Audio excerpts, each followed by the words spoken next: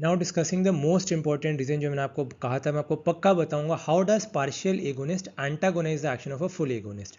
ये देखिए यहाँ पर 4 अलग अलग मॉलिक्यूल्स एगोनिस्ट आके बाइंड किए, ठीक है, 1 2 3 4, ठीक है, ये बाइंड कर गए और इन चारों ने 10-10 का इफेक्ट प्रोड्यूस किया, तो 40 का इफेक्ट प्रोड्यूस हो गया। ठीक, पार्शियल एगोनिस्ट क्या होता है, सम मैक्सिमल, तो वो 10 से कम, सपोज वो 5 करता है। अब इसने तो यहाँ पर ऑक्यूपाई कर लिया ना इस रिसेप्टर को, तो अब वो एगोनिस्ट को तो बाइंड करने देगा नहीं।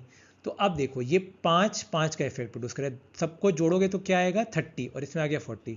सो that is why it antagonize action of, अगर दोनों को दिया तो 30 का रिस्पॉन्स मिलेगा। ठीक है, समझ गए आप लोग। अब 2 स्टेट रिसेप्टर मॉडल की बात कर लेते हैं। 2 स्टेट्स में एग्जिस्ट करता है रिसेप्टर, आर ए और आर आई।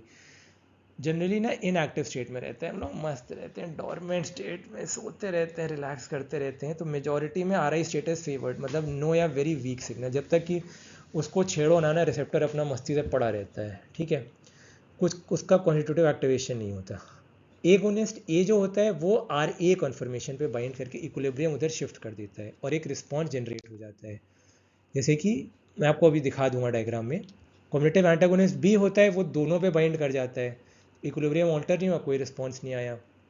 ठीक, अब सी है पार्शियल एगोनिस्ट, थोड़ी सी ज़्यादा एफिनिटी होती है, the ability of a drug to bind to receptor, वो आर ए के लिए ज़्यादा होती है, आर ए के लिए कम होती है, आर ए के लिए थोड़ी सी ज़्यादा होती है।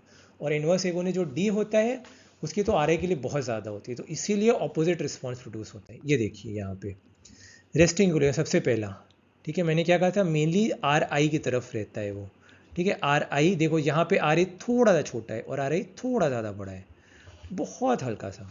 ठीक है, अब एगोनिस्ट आया, इसने बाइंड किया आर ए से और रिस्पॉन्स प्रोड्यूस किया, अब देखो इक्विलिब्रियम इस तरफ शिफ्ट हो गया।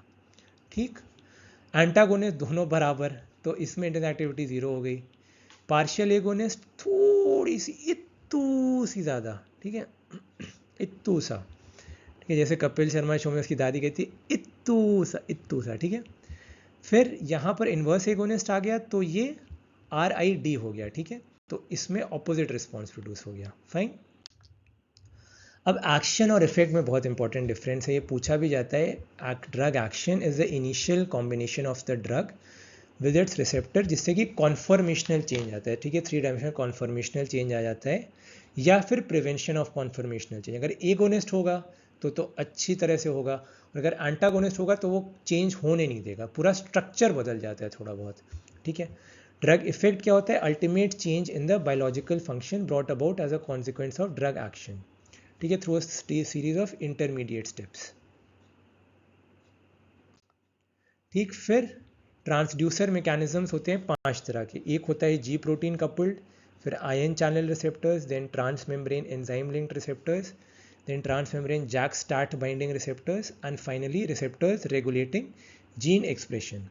ठीक, इसमें सबसे पहले हम जो डिस्कस करने वाले हैं that is the G protein coupled receptors. This is a large family of cell membrane receptors, जिनको लिंक किया जाता है effector enzyme channel carrier protein से थ्रू वन और मोर जीटीपी, तभी नाम उसका है। कई बार लोग पूछते हैं आपसे क्वेश्चन, ये पूछा जाएगा वाइवा, बहुत अच्छा, लोग पूछेंगे क्यों भाई जी प्रोटीन नाम दे दिया, ऐसे हमारे मन में जी प्रोटीन, जी नहीं, हमारे मन में जी प्रोटीन इसलिए है क्योंकि GTP activated protein, GTP activated protein की वजह से इसका नाम पड़ा है जी प्रोटीन। इसमें 7 alpha helical membrane spanning domains होते हैं, 3 एक्स्ट्रा सेलुलर और 3 इंट्रासेलुलर। ये देखो IL से इंट्रासेलुलर, 3 इंट्रासेलुलर और 3 एक्स्ट्रा सेलुलर लूप। ठीक है, तो ये 7 हो गए ना टोटल, देखो 1 2 3 4 5 6 7। ठीक, agonist binding site is somewhere between the helices on the extra cellular face. ठीक है, तो जी प्रोटीन क्या करते हैं, वो फ्लोट करते हैं, ऐसे तैरते रहते हैं वो मेम्ब्रेन में, with their expose domain lying in the cytosol. Inactive state में GDP is bound to the alpha subunit at the expose domain. Activation की वजह से क्या होता है, जीटीपी आकर के जीटीपी को पुश कर देता है। अभी डायग्राम में और क्लियर हो जाएगा। यहाँ पे एगोनिस्ट बाइंडिंग साइट यहाँ पर कहीं प्रेजेंट होती है, ठीक है, जो आपने पढ़ाई था। ठीक है, ये उसी का मैकेनिज्म है। अब इसमें क्या होता है, एक्टिवेटेड अल्फा सब यूनिट जो जीटीपी को कैरी करता है वो दोनों से डिसोसिएट कर देता है। अल्फा बीटा गामा तीनों का एक हेट्रोट्राइमर होता है। ठीक है, अब ये या तो एक्टिवेट करेगा या इनहिबिट करेगा इफेक्टर को। बीटा गामा डाइमर और उसकी एक्टिविटी होती है, it can activate receptor operated potassium channels, can inhibit voltage gated calcium channels, or it can promote G protein coupled receptor desensitization at higher rates of activation. और alpha सब unit की GTPase activity होती है। अब इस diagram से सब कुछ क्रिस्टल क्लियर होगा। ये देखो, लाइगेंड कोई भी मॉलिक्यूल आके अगर बाइंड करेगा, ये G प्रोटीन है, ठीक, अल्फा बीटा गामा सब कुछ GDP से बंधे हुए हैं अभी, और ये है एडेनिलाइल साइक्लेज जो कि सेकेंड मैसेंजर होता है, which brings about the conversion of ATP adenosine triphosphate into cyclic adenosine monophosphate. Clear है सबको? ये एगोनिस्ट आके बाइंड किया, ठीक, क्या हुआ, जैसे ही एगोनिस्ट ने बाइंड किया, अगला स्टेप GTP ने धक्का दिया GDP को, GTP comes here, binds to alpha, और GDP को पुश कर दिया। अब उसके बाद आते हैं चौथे स्टेप पे। अब जैसे ही ये हुआ, जैसे ही GTP अल्फा से बाइंड किया, इसने कहा मैं तुम लोगों से कट्टी, तीनों की तिगड़म थी अल्फा बीटा गामा, अल्फा अपना अलग हो गया बीटा गामा से, ठीक है, और अल्फा बीटा गामा से अलग होकर अल्फा ने क्या किया, अल्फा ने कन्वर्जन किया एडेनिलाइल साइक्लेज का, ATP से CMP बन गया, साइक्लिक एडेनोसिन मोनोफॉस्फेट।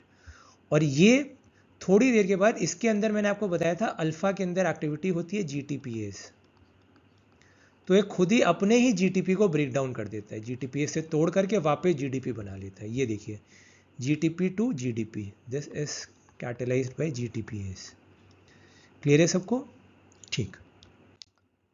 अब क्लासिफिकेशन, ये GS हो सकते हैं, G stimulatory adenylyl cyclase activation, calcium channel opening कर सकते हैं, GI G inhibitory adenylyl cyclase inhibition, potassium channel opening, ठीक है, G0 कैल्शियम चैनल इनहिबिशन, और GQ फॉस्फोलाइपेज C एक्टिवेशन।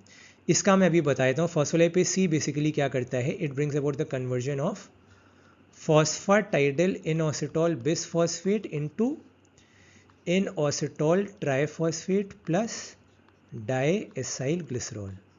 दो मेन एंजाइम आपको आते हैं, एडेनिलाइल साइक्लेज ATP को CMP में कन्वर्ट कर रहा है, और phospholipase C is converting phosphatidyl inositol bisphosphate into inositol triphosphate and diacyl glycerol. Effector pathway इसके तीन होते हैं, एडेनिलाइल साइक्लेज CMP बता दिया, फॉस्फोलाइपेज C बता दिया, और लास्ट होता है चैनल रेगुलेशन। एक एक करके देखते हैं क्या होता है। ये तो मैं एक्सप्लेन कर ही चुका हूँ, ATP से CMP बन गया, ठीक है। This brings out the conversion of inactive protein kinase ए, इसका जो नाम होता है मैं यहाँ पे मेंशन कर देता हूँ, this is protein kinase A, ठीक, इनएक्टिव से एक्टिव होके इफेक्ट प्रोड्यूस करता है, ठीक है। इसके एक्टिवेशन से क्या क्या होता है, enzymes, ion channels, transporters, transcription factors और स्ट्रक्चरल प्रोटीन्स, इनके बहुतों के फंक्शन ऑल्टर हो जाते हैं। इंक्रीज कॉन्ट्रैक्टिलिटी या इम्पल्स जनरेशन हार्ट में होगा, स्मूथ मसल रिलैक्सेशन, ये सब बहुत इंपॉर्टेंट है क्योंकि ये सब आप लोगों को पढ़ना है, और सब मैं एक एक करके एक्सप्लेन करूँगा। ये सब होगा ग्लाइकोजेनोलाइसिस, ग्लाइकोजन का ब्रेकडाउन होगा, ज़्यादा ग्लूकोज का लेवल बढ़ जाएगा, लाइपोलाइसिस होगा, फैटी एसिड्स का लेवल बढ़ जाएगा, इनहिबिशन ऑफ सिक्रीशन या मीडिएटर रिलीज हो सकता है, modulation of junctional transmission, hormone synthesis, ठीक है। अब इसके ऑपोजिट रिस्पॉन्सेज तब प्रोड्यूस होंगे जब एडेनिलाइल साइक्लेज इनहिबिट होगा, मतलब ये सारे जो इफेक्ट्स हो रहे हैं these are due to increase CMP। पहले क्या होता है, एडेनिलाइल साइक्लेज बढ़ जाता है, और एडेनिलाइल साइक्लेज बढ़ जाएगा तो ज़्यादा से ज़्यादा ATP will be converted into CMP। So increase CMP से relaxation of all smooth muscles of lungs, वो सब आप लोग बाद में पढ़ोगे तो क्लियर हो जाएगा, ठीक। इसके ऑपोजिट इफेक्ट प्रोड्यूस होंगे through inhibitory GI protein, and the action is terminated by phosphodiesterases. ये बहुत इंपॉर्टेंट एंजाइमेटिक रिएक्शन है, इसीलिए मैं इसको यहाँ पर मेंशन कर दे रहा हूँ। CMP is converted by phosphodiesterases into 5 adenosine monophosphate. Clear है? तभी हम फॉस्फोडाइस्टरेज इनहिबिटर्स के बारे में बाद में बात करेंगे। एक होता है sildenafil, I just mention it.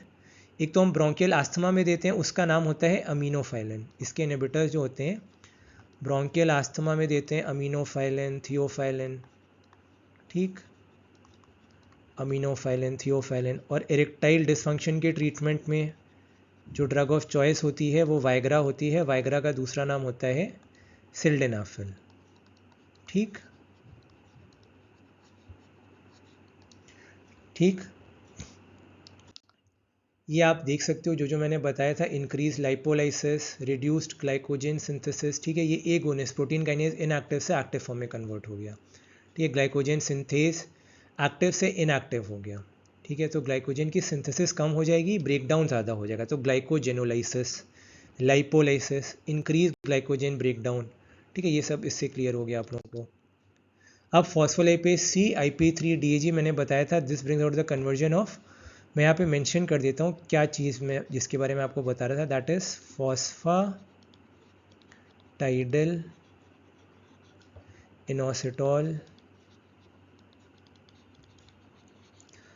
1,5 bisphosphate. ठीक, phosphatidyl inositol bisphosphate PIP2. This is converted into inositol triphosphate.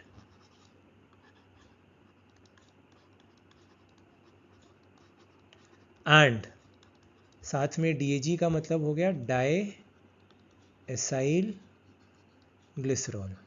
ठीक, अब ये बेसिकली एक्टिवेट कर देता है प्रोटीन काइनेज सी को। अभी आपको मैं इजी तरीका बता दूंगा, जैसे फॉस्फोलाइपेज सी है, प्रोटीन काइनेज सी को एक्टिवेट करता है, वहाँ पर क्या था, CAMP था, जस्ट यहीं पर ही बता देता हूँ वो ताकि याद हो जाए। CAMP था तो वो क्या कर रहा था, it was activating protein kinase A. ठीक, उसमें अल्फ़ाबेट ए था, A for A, CAMP activates protein kinase E, A phospholipase C activates protein kinase C. ठीक है, ये याद करना ज़रूरी है, इंपॉर्टेंट MCQ आ सकता है।